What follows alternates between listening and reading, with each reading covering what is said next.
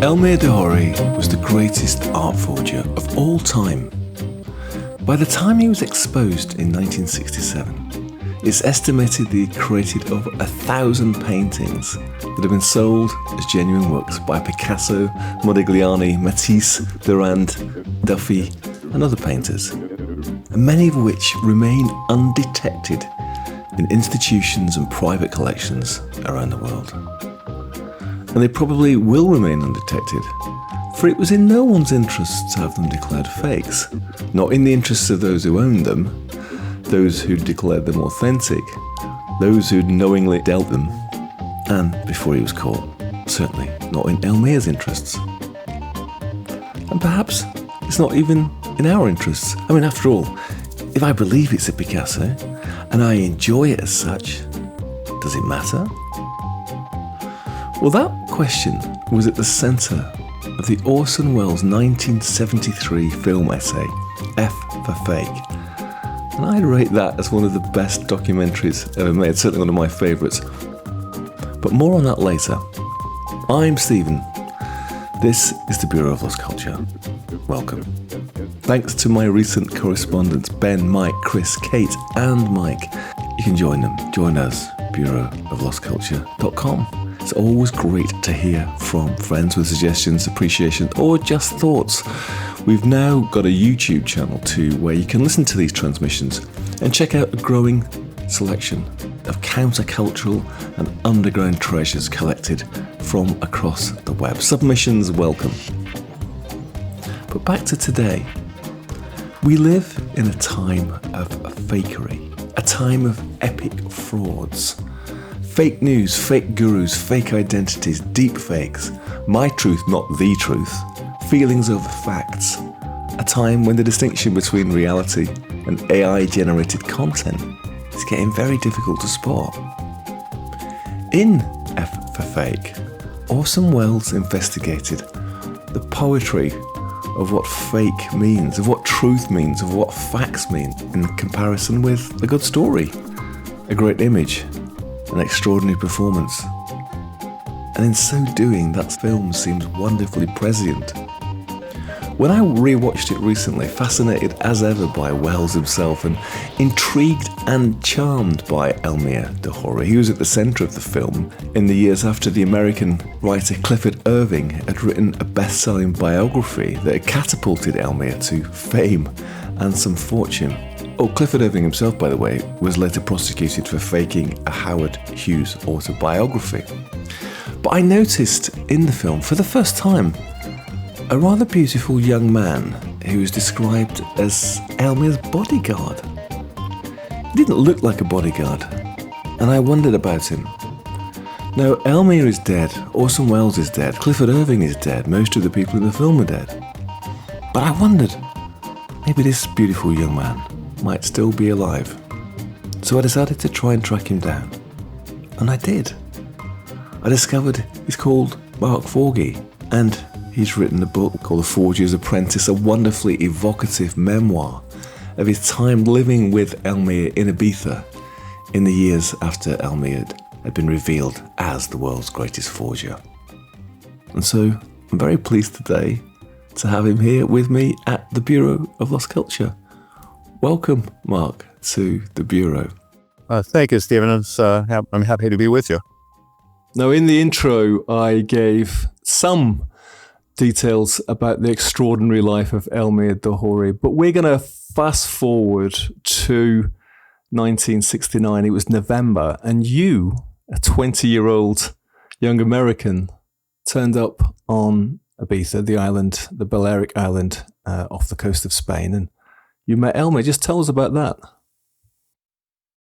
I, like so many Americans at that time, were traveling, backpacking through Europe.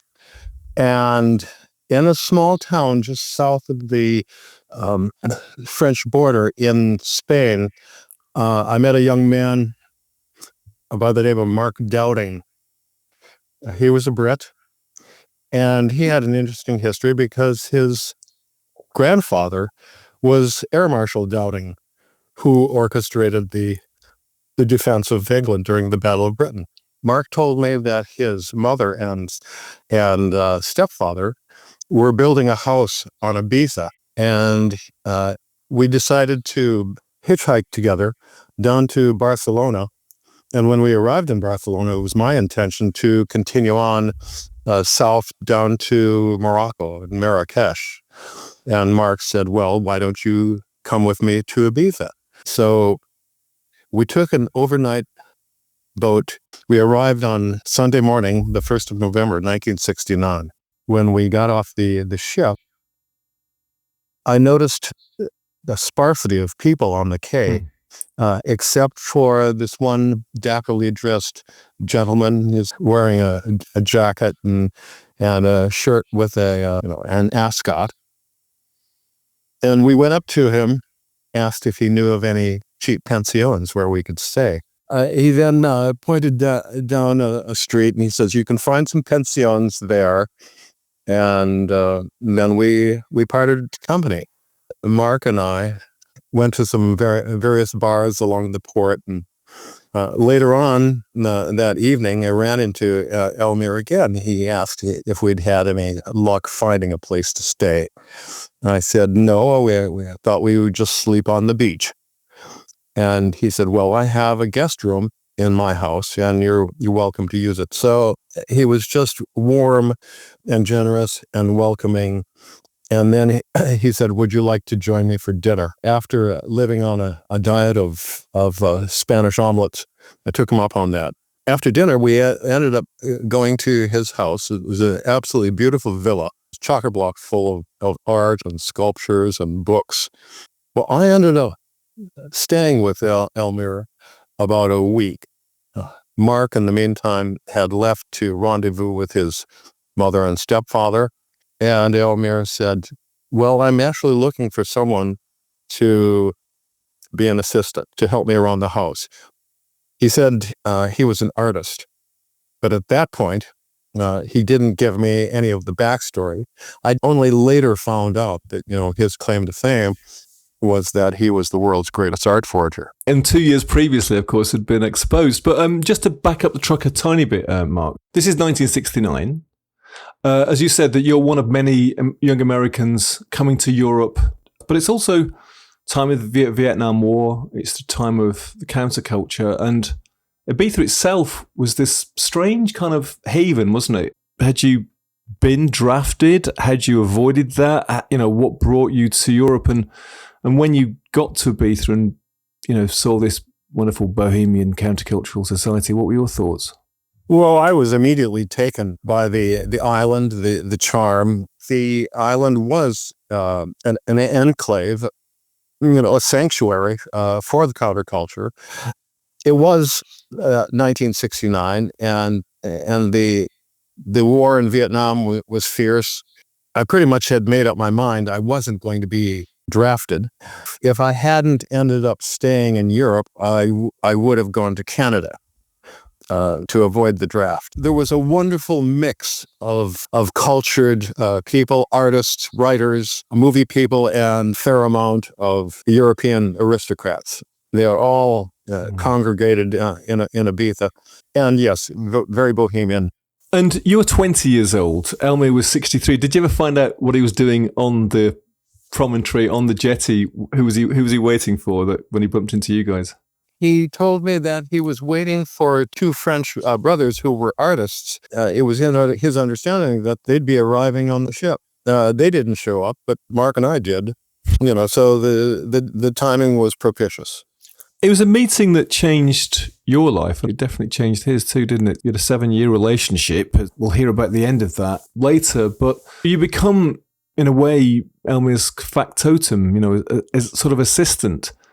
And that wasn't what you'd planned, was it? I mean, this changed everything, didn't it? Stephen, as soon as I arrived in Europe, I was so impressed with the culture and everything that it had to offer. I told myself, how could I stay here? So the Elmyr's invitation was a doorway right. to a world that was new and captivating. It was an invitation I certainly couldn't refuse. You've described Elmyr as very human, very fallible, very egocentric, very loving, very lovable, and also earnest, capricious, brilliant and foolish, the most charismatic and social creature you ever met.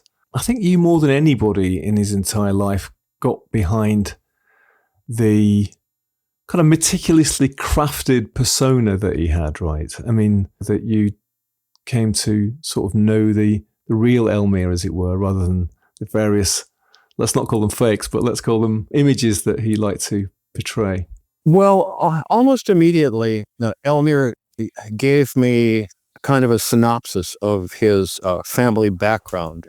He portrayed it as being a product of the Hungarian landed gentry, a minor aristocrat. I absorbed all of it. I didn't see anything in his story contrary to what I was being exposed to. I believed it fully. It was certainly the most remarkable and charismatic person. He was kind and generous, very empathetic, have a charisma that was absolutely magnetic. He certainly looked the part, didn't he? Whether it's the story or the mythology of his past was certainly borne out by how he appeared. He was elegant in appearance, elegant in voice, very learned when it came to arts and culture. So completely believable from that point of view. But you did sort of find out more about him, and maybe even to this day, I'm guessing, the truth of his background was not quite even as he presented it to you, was it? No. For example, the critics of Clifford Irving's biography, Fake, were somewhat justified because that book was a collection of stories by Elmyr portraying his kind of self-made mythology. Here is a sidebar about Elmyr De Hory. The life of Elmyr reads like a perfectly painted forgery, convincing on the surface, but built on illusion. He was born Elmyr Hoffman in Budapest in 1906.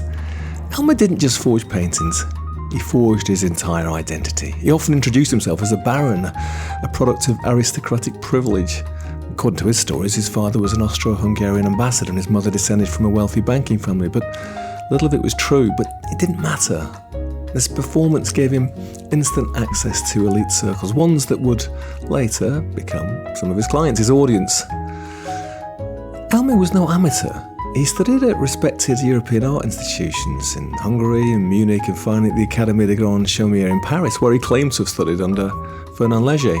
His personal style lent towards sort of elegant post-impressionism, but unfortunately the market wasn't buying. And even before his forgery career began, Elmyr had a history of fraud. Between 1927 and 1931, he was convicted various times across Europe for cheque fraud, document forgery, falsely claiming noble titles. These early crimes suggest that his turn to art forgery wasn't simply a response to poverty. It was kind of like a natural step in some ways. He certainly liked to live a lifestyle which was often above his means. What happened to Elmyr during World War II is a bit unclear. He claimed to have been imprisoned by the Nazis and that his father had died in Auschwitz and that his mother was murdered by a Russian soldier. But no clear evidence supports some of that. And whether the stories were lies or selective truths, they did serve a purpose to build a myth, a sympathetic backstory that made Elmyr seem like both a victim and a survivor, a man shaped by tragedy, not by greed. But despite his training and his definite talent, Elmyr couldn't make a living as an original artist. Galleries just didn't want his work. They wanted Picasso, Matisse, Modigliani. And that realization changed everything. His big break into forgery came sort of by accident. A woman, a titled English woman, walked in one day to my room and she saw on the wall, pinned on the wall, a drawing. I said, "Hey, where you got that Picasso? Would you sell it?" I said, "Well, delighted." And I suddenly realized I can sell something absolutely unexpectedly for quite a great deal of money in a time when I was unable, but absolutely unable to sell any of my paintings. Even the amount of $5 meant that am I going to eat? That was the moment everything changed. If people preferred Picasso to Elmyr, fine. He'd become Picasso. or Modigliani or Duffy. Elmyr drifted to the United States, and it was in America that his talent for forgery really blossomed. He bounced between cities, New York, Los Angeles, Miami. Art dealers and collectors were flush with cash and eager for bargains. Modern art was booming, but so was ignorance. Most buyers wouldn't have known a genuine Matisse from a clever imitation, and Elmyr knew exactly how to exploit that. I lived very simply. I lived on my own paintings. I sold them for $10, $15, my own canvases. And then sometimes when I had absolutely no money, I was completely broke, I made a Modigliani drawing. I took him to one of the big dealers around Beverly Hills, and never happened that I didn't sell him. I always sold him. I'm not excusing myself. I'm not trying to make an excuse. I'm trying to explain a psychological situation and a human weakness. But he wasn't doing it alone. In the mid-50s, he met Fernand Legros, a French art dealer with a magnetic personality and no concern for ethics.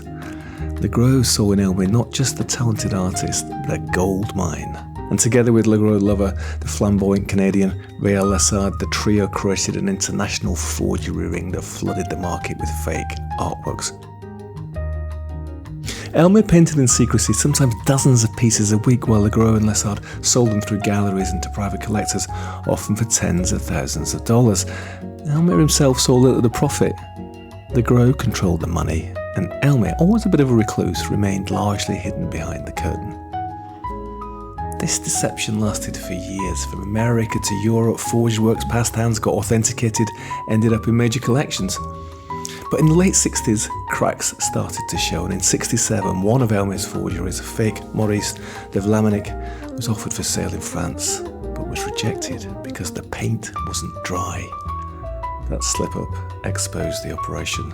Legros and Lessard were arrested, and Elmyr, facing legal troubles himself, retreated to the villa on the Spanish island of Ibiza.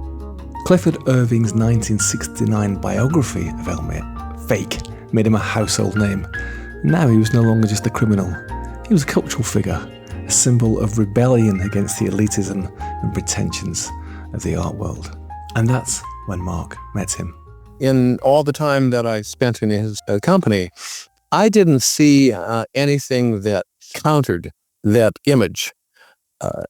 I was meeting extraordinary people like Orson Welles and Marlene Dietrich. Everything seemed to fit together. In a way, I was probably his perfect acolyte. I waited over 30 years to write my story, to write the memoir, because after Elmyr's death, I immediately detected some cracks in the story for a long time, that I was too close to it to bring any kind of a balance to the storytelling. I'm just wondering what it was like for a sort of young American to be meeting Ursula Andress, Orson Welles with Buñuel, Marlene Dietrich, plus aristocrats from old Europe, some of them down at heel, some of them sort of surviving on their wits and their reputation, and glamour and old culture and American literary and film people. I mean, it was quite a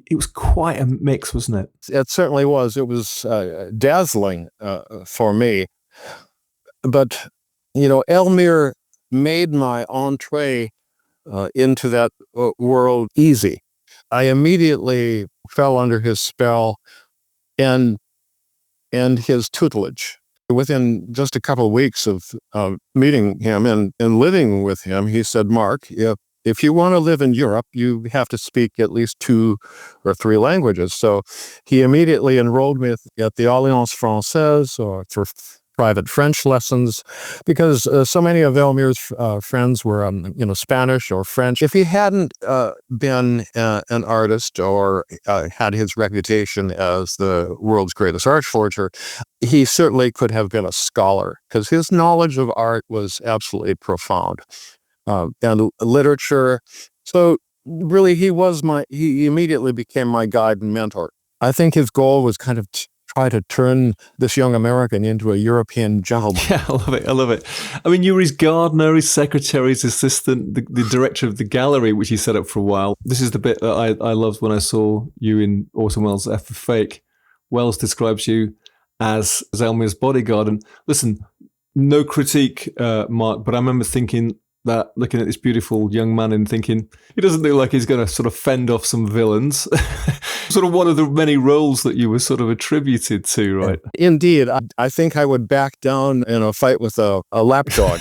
So, Stephen, when I had that cameo, the reason that came about was because when Wells was there at La Falaise and they were filming Elmyr, I was, lurking around in the background, and Wells said to Elmyr, "Well, we have to give him some raison d'etre." So he sat me down in this chair. He said, "This is what I want you to say." Several months ago, I read an article about Elmyr De Hory, and I was so impressed that I decided to come from Minnesota to Ibiza in the hope of meeting Elmyr, and now I've become his bodyguard. That's Mark speaking, Elmyr's friend. He takes his duties seriously. Elmyr himself swears that he goes in daily dread of being murdered. Well, none of that was true at all. The notion of me being a bodyguard is still a source of laughter for me. Yeah. I mean, who knows? I mean, you could have been some expert in kung fu, And of course, you did protect him, actually. You protected him, I think, from, maybe not from physical danger, but certainly from some of the kind of vultures that were often circling him or taking advantage of his generosity, which was immense. But Mark, you were all these roles for him, a factotum, as I said earlier, and I think a son by proxy that he'd never had. He sort of took you under his wing almost in this way that he was going to educate you almost as a project. Sure, you were going to do things for him and he needed somebody to do those things. He takes this delight in you sort of blossoming, learning the languages and being able to kind of mingle in this, glamorous society. What do you think was going on for him? I mean, why you, do you think? You're a beautiful young man. Elmyr was gay. Do you think he fell in love with you? Well, Stephen, I think I met him at the right time in his life. He had had a very itinerant, turbulent life. He never had a sense of stability because when the 12 years that he spent in the United States was as an illegal alien, he felt as though he always had to stay one step ahead of the law. It was only after he was exposed as the source of all of these great modern masters in 1967 that opened up a new chapter for him in his life. He had only owned his house on Ibiza for a period of about 4 years at that time. It was really the first time that he had a stable existence since his early childhood. Played a part in that. Elmyr was an aesthete. He loved beauty. He loved being surrounded by beautiful people, interesting people. And I was just lucky enough to be a part of that. I loved Elmyr, and I tried to protect him from a lot of the exploiters who were attracted to him. It wasn't a transactional relationship, but I think relationships are built on need. He needed somebody close to him that he could trust, a confidant. And also at the heart of that, for all of his social activity, he was at heart a very lonely man. I offered him the friendship and the companionship that he'd always wanted. Also, he was this vessel, this font of culture, having me as a student, somebody he could pass this knowledge on to, I think was important to him. Yes, I think he was attracted with me initially because I was a good-looking young man. So I think you talked somewhere about it, it being a bit tense at first. Do you think that, he'd hoped that you would become lovers, take it further in some way, and that you had to kind of negotiate through that awkwardness and work it out? Oh, yes, that was a bit of a scrapey period. I think it was the fact that I'd offered him the constancy that he was looking for, in a relationship, and to have somebody who was non-exploitive and somebody who he could trust. A lot of times we assume that art or an artist is their raison d'etre, and I assumed that for a long time with Elmyr, but fundamentally, I believe art was his craft and people were his passions, was relationships that gave him sustenance. Also, for him, the greatest source of joy and disappointment. There remained a childlike innocence. He was almost indefensible and susceptible to exploitation because he never became jaded through disappointments. He was always willing to invest trust in people. And I think people recognize that, and that's why, in many respects, that's what made him an easy mark. Yeah, absolutely. That really comes across. I mean, his generosity seems unbounded, didn't it? And despite some snobbery, if you're interesting, that was enough. He loved the aristocratic lineages. He loved people who were, famous, obviously, for all the obvious reasons. But you could just be interesting and interested. That was enough too, wasn't it? I once remarked to him that an acquaintance of Elmyr's, he's very intelligent. He spoke like 10 languages. And Elmyr just shrugged and he says, yes, he's never said an interesting thing in any one of them. He does come across very extremely entertaining and kind of catty in a very funny way. Mark, your relationship, it's an unusual one, and it's a friendship, it's a mentorship. It does have something of the father-son, and you can also see that for somebody who had been so rootless and so distant from his own family that, we've all got this craving for family too. So it is almost like you became this kind of son for him. I mean, he'd had many lovers, but he hadn't had, love affairs in terms of relationships. But did he carry on? Did he, when you were with him, did he carry on having lovers in Ibiza or in any other places that you travelled? I mean, you did. You're this young man on Ibiza, and there's lots of other young, very attractive people. You were out there sort of living your life too. But I mean, did he carry on? Did he have a gay life that you were aware of? Yes, he did. Certainly a part of his life. He certainly couldn't divorce himself from that. But, there was just a mutual comfort in that. And, in a fatherly way for me, he thought it was fine if I had relationships, but he would have preferred that they be with some titled person, And the idea was, that it was a matter of breeding. I just thinking if you're going to be out there on the race course, try to be with a thoroughbred. It's a case of breeding, but I don't think he was keen on you doing any breeding, was he? He was, whilst you're with him anyway, wasn't it? I don't think breeding didn't seem to matter when it came to his own sort of gay affairs, did it? I mean, he was fairly Catholic and, is that the right word? He was fairly wide-ranging and generous, let's put it that way, in that respect. Yes. Here is a sidebar about some of history's greatest art forgers, apart from Elmyr. From ancient times to the modern era, certain individuals have sought to replicate and pass off works as authentic masterpieces, often fooling the most discerning eyes. Their motivations have ranged from financial gain and artistic revenge to a desire for recognition, or perhaps even just simply the thrill of the deception. Apart from Elmyr, perhaps the most famous art forger of all time was the Dutch painter Han van Meegeren, who meticulously replicated the style of 17th century Dutch masters, particularly Vermeer. Criticised as a painter in his own right, Van Meegeren embarked on his audacious career out of spite. He not only mastered Vermeer's brushwork and use of colour, but also painstakingly created his own pigments and canvases, even baking paintings to simulate the natural aging and cracking. His most famous forgery, The Supper at Emmaus, was hailed as a genuine Vermeer by leading art experts. His downfall when he was arrested for selling what was believed to be in Vermeer to Nazi leader Hermann Goering, an act of treason. To avoid a death sentence, Van Meegeren confessed, demonstrating his methods by painting a new Vermeer under police supervision. He was convicted of fraud, dying shortly afterwards. Then there was the British artist and restorer Eric Hebborn, who specialised in forging old master drawings attributed to artists like Rubens, Piranesi and Van Dyck. Hebborn possessed an intimate understanding of historical drawing techniques, papers and inks, allowing him to create works that often deceived even seasoned experts. His motivations were complex, fueled by a sense of injustice against the art establishment and a desire to expose its fallibility. After his forgeries were exposed, Hebborn provocatively published his autobiography, Drawn to Trouble, in which he openly detailed his methods and critiqued the art world's authentication processes.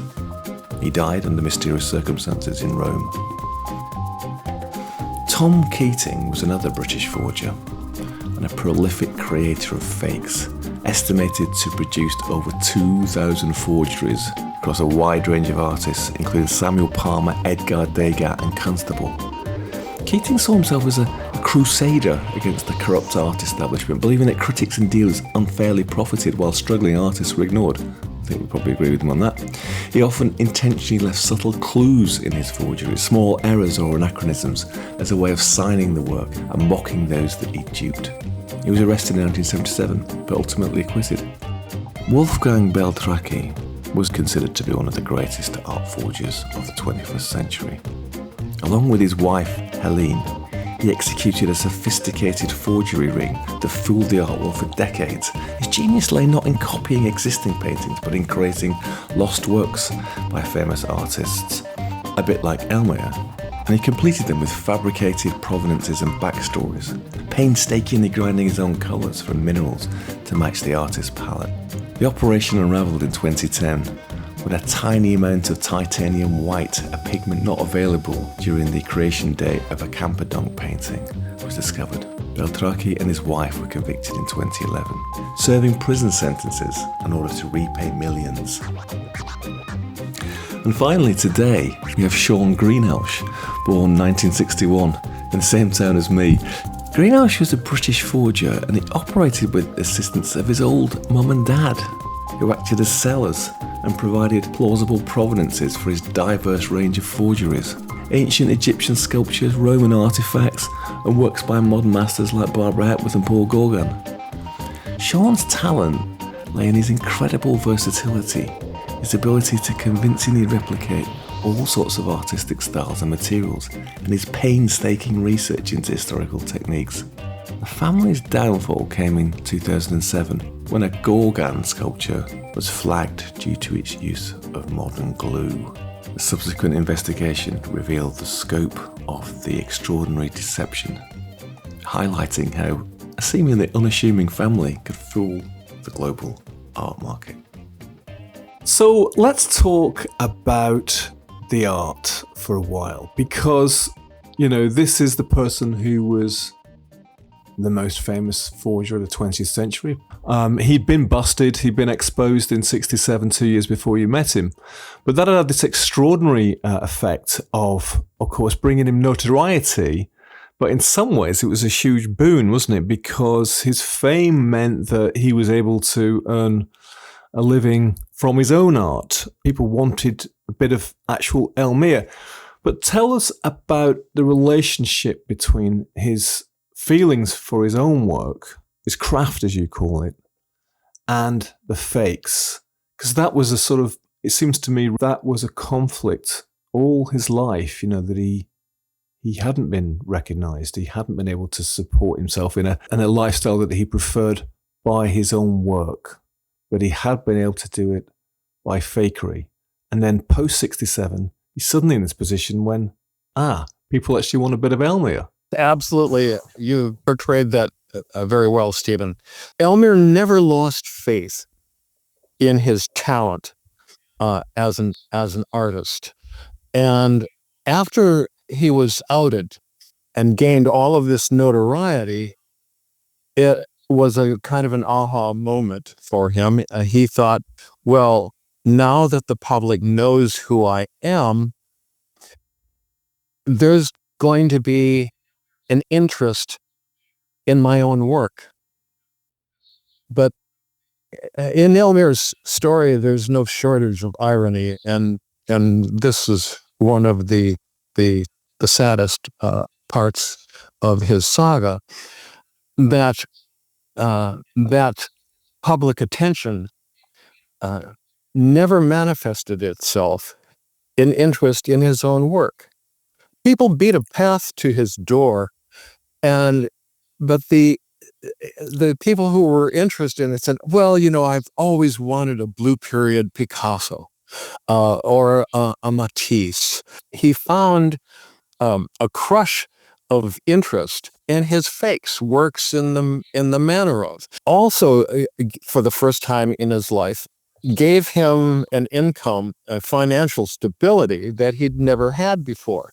But of course, he is still waiting for the prospective customer to knock on his door saying, well, why don't you show me some of your own work? And unfortunately, those requests never came about. So, in a way, he was left in this absence of public interest in his own art. If Elmyr was that talented, why couldn't he make it on his own? And there is an answer in that. Elmyr was born in 1906. And by the time he's a young man in his 20s, he's attended 3 prestigious art schools, schooled in figurative art, a schooling that had existed for 500 years. But by the time he's in his mid-20s, all of the important early art movements of the 20th century had come and gone. Fauvism, Expressionism, Cubism. So the problem was not for a lack of talent, but that Elmyr's art seemed passé because it was never in sync with the tastes and the trends of the time. It was a matter of timing, wasn't it? And for sure, he loved a pretty lavish, glamorous lifestyle. I mean, although, we know from his story that often he was, almost destitute. Given the fact that he was aware of his own genuine talent, he wasn't like a workaday artist, the sort of people that you still get in London along the side of Hyde Park, putting up, daubs of vaguely kind of post-impressionist type things, and nothing wrong with that. But he wasn't one of those people. This was a man who was very talented, very aware of his own talent. So it was a sort of smack in the face that just by virtue of mistiming, that he wasn't able to do that. And it's interesting that you say that even after the exposure, when people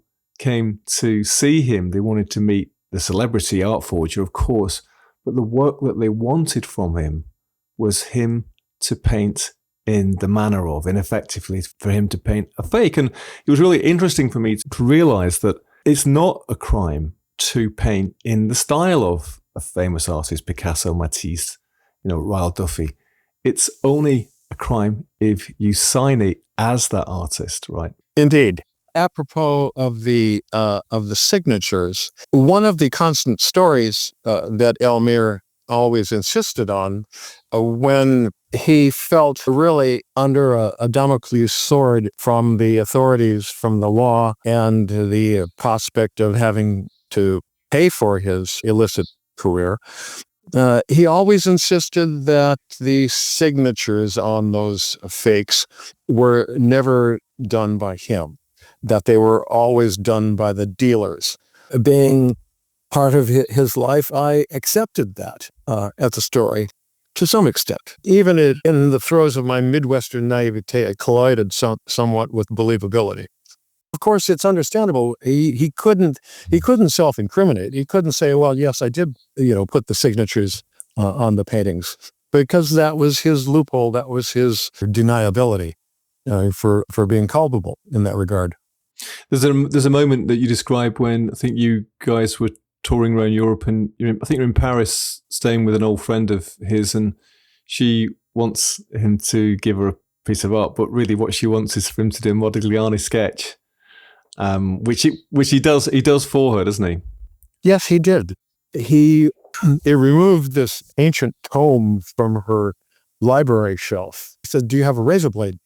And she gave it to him, and he very gingerly cut out this ancient page from the book, and then he asked for a pencil, and then proceeded to do a drawing, a portrait of a woman in the manner of Modigliani. And And the woman in question had very solid connection with the art world.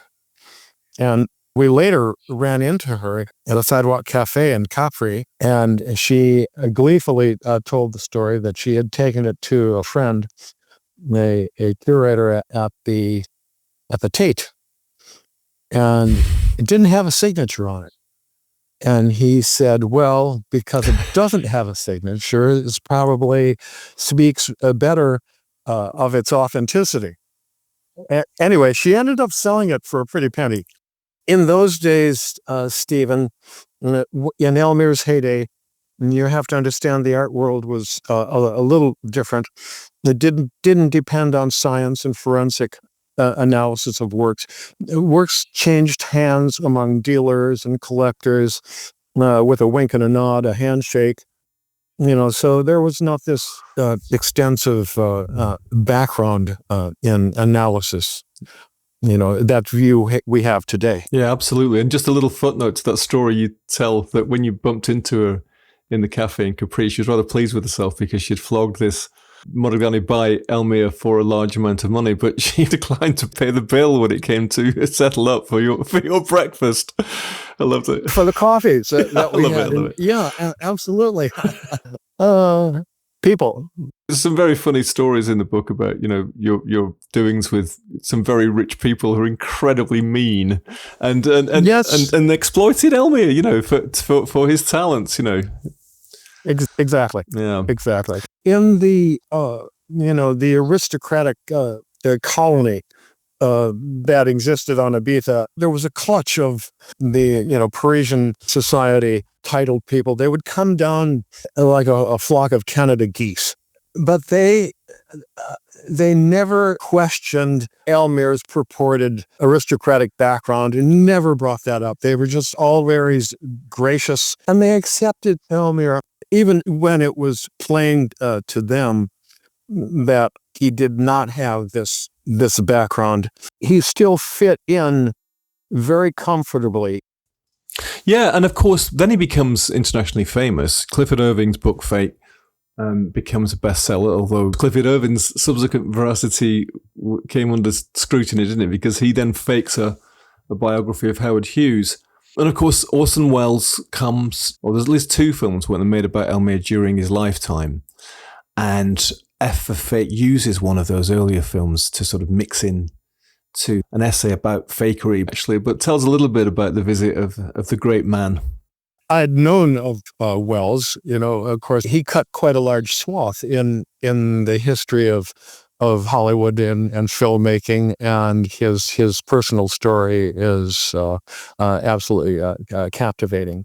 So his reputation preceded him, and the meeting between Welles and Elmyr was filmed. They went off on a metaphysical conversation about sex, about politics, about life in general, about afterlife.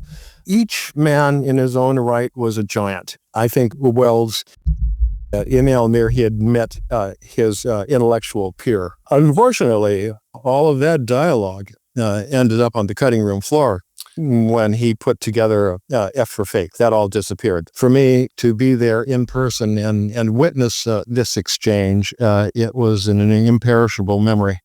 Yeah, it's some brilliant moments in F for Fate, which of course what it also does in the context of Elmyr is it really takes a look into the very murky world of the art dealerships at the time, and the fact that it was connoisseurship. It was basically people saying, yeah, this is real, this is not real.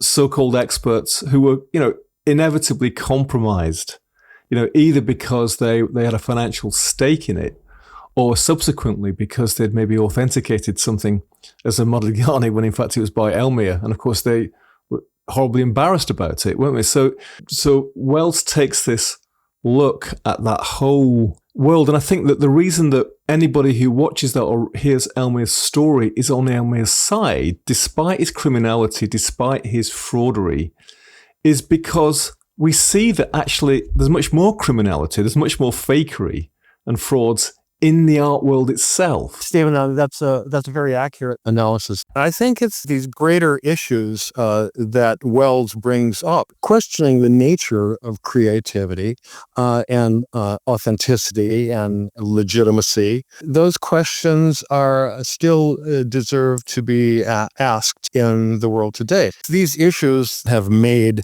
F for fake kind of the cult classic that it has become. Those questions, what was Elmyr's view on them? Because, of course, if we believe it's a Picasso and it's a quality piece of art, and of course, Elmyr's fakes were extremely high quality. He was a brilliant artist, and he could absolutely mimic the great artists that he did. If we all believe it's a Picasso, Wells, brings up this thing, does it matter? And is that how Elmyr thought too about his own fakes? Absolutely, without a doubt. I think one of the most memorable and noteworthy pieces of wisdom and advice Elmyr imparted to me, he said, "Mark, when buying art, never buy it for the signature or the price attached to it." He said, "Buy it because you love it. And if you do that, you'll never feel cheated or disappointed."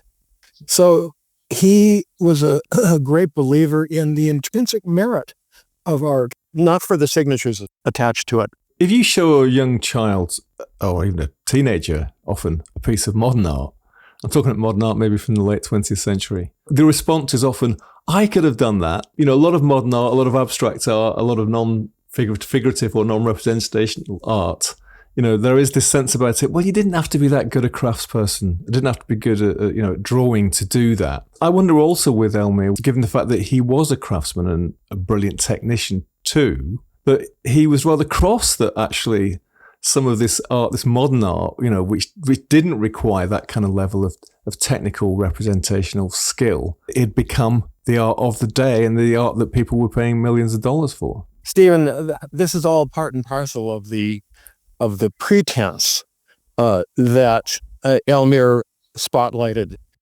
Elmyr's a true faker. Here, for instance, is a Van Dungan by Elmyr. Van Dungan studied it carefully and then swore that he painted it himself. If you hang them in a museum in a collection, great paintings, and if they hang long enough there, they become real. How much is that drawing worth in the market today? Probably around $8,000 to $10,000. You think I should keep it for my old age? Sitting in the sunny studio of the fantastic. 60,000-pound villa on the Mediterranean island of Ibiza, it took Elmyr De Hory, the world's greatest art forger, just 1 hour to draw an original Modigliani. The important distinction to make when you're talking about the genuine quality of a painting is not so much whether it's a real painting or a fake. It's whether it's a good fake or a bad fake. The value depends on opinion. Opinion depends on the experts. A faker like Elmyr makes fools of the experts, so who's the expert? Who's the faker? Well, my opinion about expert is that it should not exist that one single person makes a decision about what's good or what's bad. I wanted to find out what it was really like to try and get an expertise on a fake. And I asked Elmyr to do 3 drawings for me, 2 Matisse and a Modigliani, which he did before lunch, and put a little coffee stain on the edge of the Modigliani to make it look really as if Modigliani had done it in some Paris cafe. I then took the 3 drawings to the Museum of Modern Art. The museum examined them for 2 hours and came back with the verdict that they were absolutely genuine, and in fact were horrified that I wanted to sell them. All the world loves to see the experts and the establishment made a fool of. And if the lawyers would just let us, we could name you one highly respected museum which boasts of an important collection of post-impressionists, every single one of which was painted by Elmyr. Some people even say, after I did read the book of Clifford Irving about you, I like you even more than before. You exploded the myth of the infallibility of the art dealers and museum directors, and that you exposed their crookedness, their evilness and viciousness. I think one of the reasons Elmyr became a folk hero in a way from his illicit career is because he drew attention to a lot of the pretense in the art world. And I think for a lot of people, the art world remains a mysterious domain populated by tea-sipping Brahmins, and they devolve into art speak, and they extol the virtues of art whose merit a lot of people don't see. Right, and they make the decisions about who becomes famous, and the decisions are often based on how we can market this and how we can all make money of it. On that subject, let's talk about Fernand Legros. In Elmyr's life as a forger, he didn't make huge amounts of money, but the people he associated with, that sort of the fences, as it were, the people who passed on his art, made huge amounts of money out of him. And the true villain of the piece is Fernand Legros, who honestly comes across as a psychopath. I mean, that's the only way I could describe him. He was a villain through and through. An extraordinary character, absolutely fascinating, but at the same time, deeply, deeply unpleasant. You make him sound like Donald Trump. Well, I believe he was a sociopath.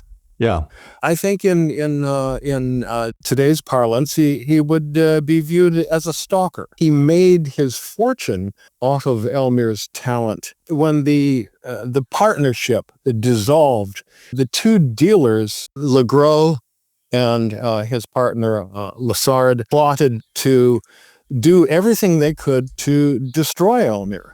While I was living with Elmyr and working for him, these two scoundrels were actively pursuing every machination they could to undermine him, cause him trouble. Part and parcel of Elmyr's real inability to see the true nature of people. By the time he was aware of their evil, nefarious dealings, he felt unable to extricate himself. Elmyr was almost held hostage. Legros basically blackmailed Elmyr and said, if you don't keep producing these works of art, if we go down, we'll take you down with us. And it was just ultimately the greed of these two dealers that was the denouement of the whole affair. I mean, what's really puzzling is that after the exposure, and of course, Legros was sent to prison. The truth is out now that they've been fobbing off these works for many years and for hundreds of thousands of dollars, possibly millions of dollars. But even after that, when Legros comes out of prison, he seems to take this personal delight, possibly, or certainly a personal a vendetta to sort of ruin Elmyr. It's really strange and horrible. And in fact, after Clifford Irving's biography comes out and is a huge bestseller, then Legros sues Irving, he sues the publisher, he sues Elmyr. You guys are all sort of doing this cultural tour, going to see friends in Switzerland. He pretends to have a film crew to interview Elmyr so he can lure him into a hotel. Heaven knows what he was planning to do. He gets Elmyr arrested, claiming that he's been threatening him. I mean, why? Why did he carry on persecuting him and torturing him in this way? Because, sociopaths have an inherent disinterest in anyone else's integrity or humanity. They don't see it. They don't connect to it. And that was all underwritten by just a perverse sense of cruelty and vengeance. And it's also almost that he couldn't stand the fact that Elmyr had become, without him, and in fact despite of him actually, much loved, had been able to make his own living, had been able to sort of be public. It's almost like he resented that, so he couldn't stand the thought of it, so he had to bring him down. Absolutely. I think that was a challenge to his ego.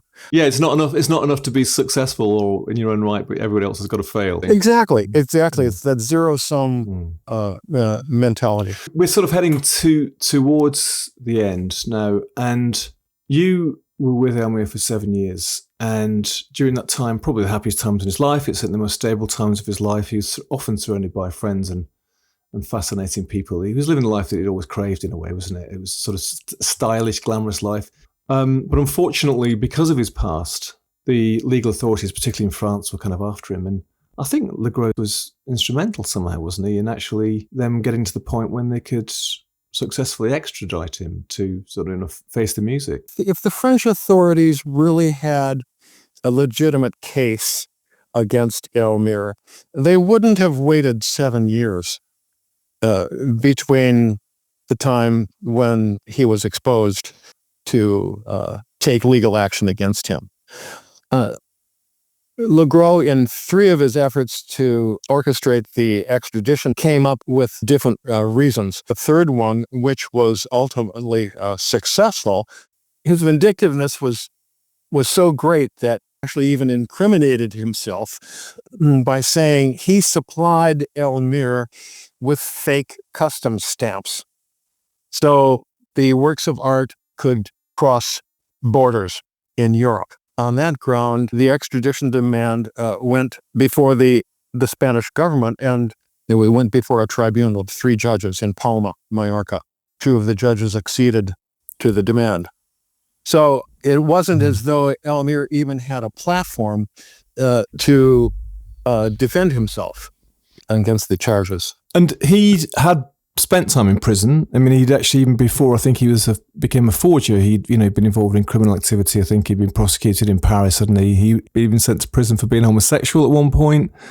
Various other kind of misdemeanors. But he never actually, faced prison up until this point for his art forgeries. And now he's facing extradition to France, where he'd be prosecuted and could face time in prison. And tell us how he responded and what happened.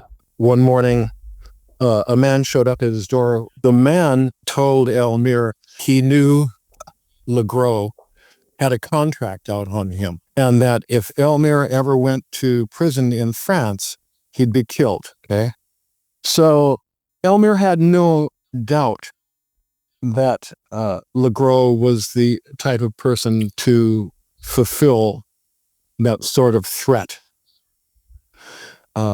So when the decision came through that he would be extradited to France, that's when he decided to take his own life. Tell us what happened. A friend of ours, a German woman who lived on the island, she knew 2 of the judges. They told her that they had concurred and they would accede to the French demand for Elmyr's extradition before it arrived on the desk of the local police. I had gone up to a nearby village and used the public phone. I called her, and when Evelyn gave me the news, she broke down in tears. And I then had to drive back to the house and give Elmyr this disastrous and tragic news. Elmyr had already prepared a number of barbiturates. He had stashed those aside for this event. And I broke down in tears. I said, we could take a boat from Ibiza to Morocco, where they don't have an extradition demand. And he said, Mark, I will not be dragged off to jail in handcuffs like a dog. And he said, Nietzsche had said that about life, that we could exit when we wanted. And he preferred suicide over the public shame and humiliation. Because only 4 weeks before in this, Elmyr had the most successful exhibition of his life at a prestigious art gallery in Madrid. Franco's son-in-law and daughter were there. All Madrid society was there. It was definitely the pinnacle of his artistic career. And the sudden cascade to ignominy was something that he couldn't bear. And that's why he decided to take things into his own hands. I tried to dissuade him because Legros had tried on 2 previous occasions to orchestrate these extradition demands. I didn't think, I was just maybe too naive, but I did not think that would come to pass. He went upstairs and then took the barbiturates and an overdose of cognac. It's terribly sad what happened. It's also kind of understandable because given the life and the arc of his life and the fact that he got to this position in Ibiza with you, with his friends, with fame, with some material support, living the life that he liked to live, and he just did this exhibition. I mean, in a sense, from his point of view, it probably couldn't get any better, could it? And, why should he then have to face it getting a lot worse? And potentially, Legros was a sort of notorious fabulist, but of course he could have been telling the truth on this occasion that he was intending to put a contract on Elmyr's life for whatever reason.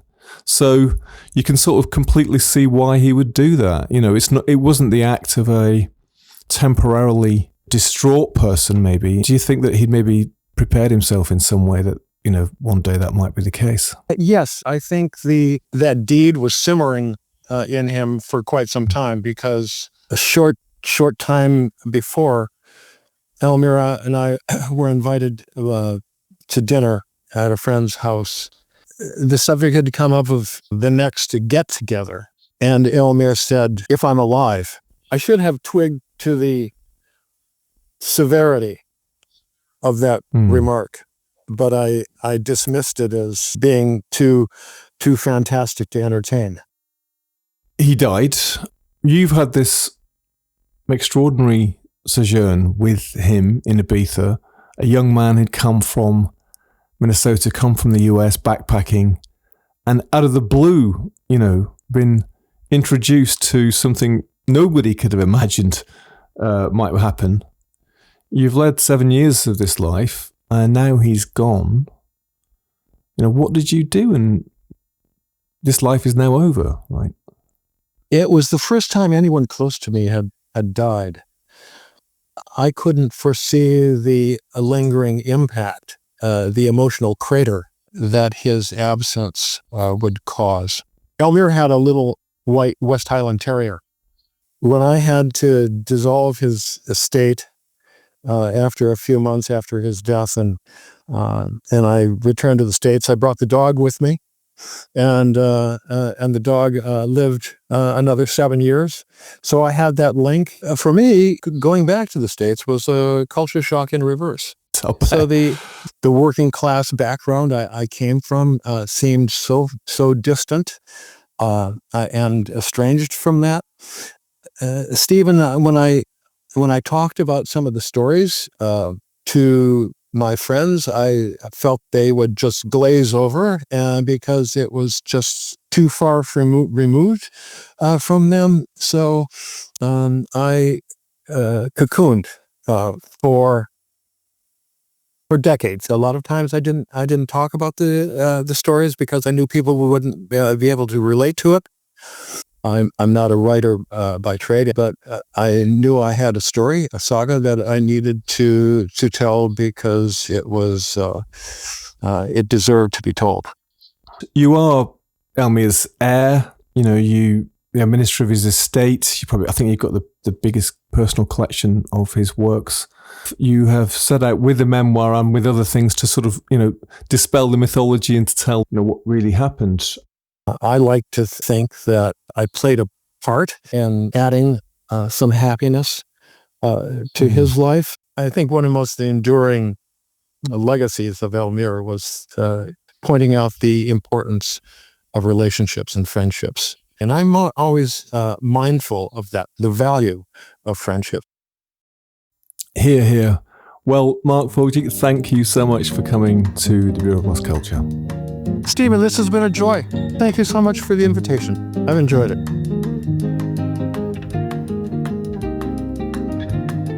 Thanks so much to Mark.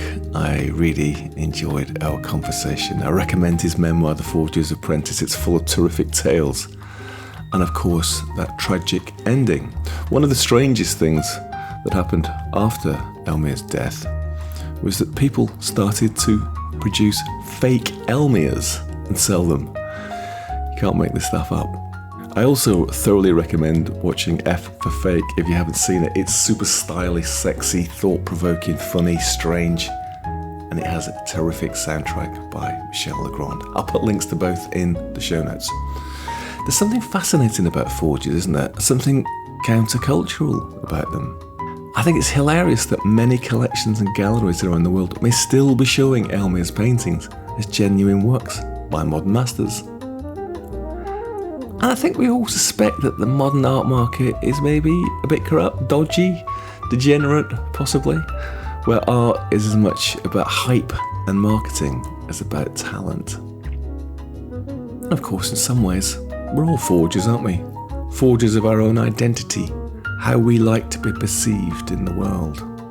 Elmyr's story is very touching, I think, because in the end, his life was both his greatest forgery and his greatest work. Thanks for listening. Let's keep listening. And I'll see you, hear you, meet you further down the road, around the bend, and over the hillsides for more stories from the underground, from the other side. Oh, and speaking of fakes, I don't need no therapy, just a little empathy, 'cause baby, you're my remedy when I'm in love. And pronouns don't affect me, gender won't deflect me, and no one can correct me when I'm in love. I don't need crack or ketamine, weed, cocaine or heroin. I don't need much of anything when I'm in love. I'm like Donald Trump to Descartes, Bergman to your Bogart, Josephine to Bonaparte when I'm in love.